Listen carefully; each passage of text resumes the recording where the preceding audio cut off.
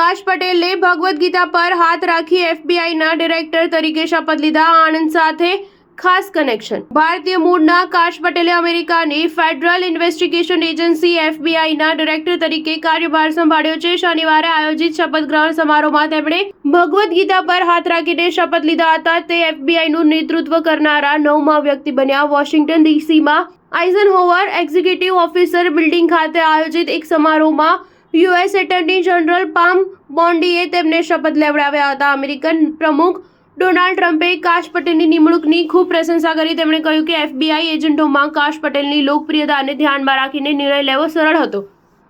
તે આ પદ પર ઉત્તમ કાર્ય કરશે. કાશ પટેલનો પરિવાર મૂળ ગુજરાતના આણંદ જિલ્લાના ભાદરણ ગામના વતની છે. તેમનો પરિવાર લગભગ 7-8 દાયકા પહેલા યુગાન્ડા ગયો હતો. વર્ષ 1970ના દાયકામાં યુગાન્ડાના સર મુખ્તિયાર ઇદી અમીન દ્વારા ભારતીયોને હાંકી કાઢવા આવ્યા બાદ તેમનો પરિવાર થોડા સમય માટે ભારત પાછો ફર્યો અને પછી કેનેડા અને પછી યુનાઇટેડ સ્ટેટ્સ ગયો. વર્ષ 1980માં ન્યૂયોર્કમાં જન્મેલા કાશ પટેલ પાટીદાર સમુદાયના છે. કાશ પટેલ વ્યવસાય વકીલ છે અને તેમણે રિચમન્ડ યુનિવર્સિટીમાંથી સ્નાતક થયા છે.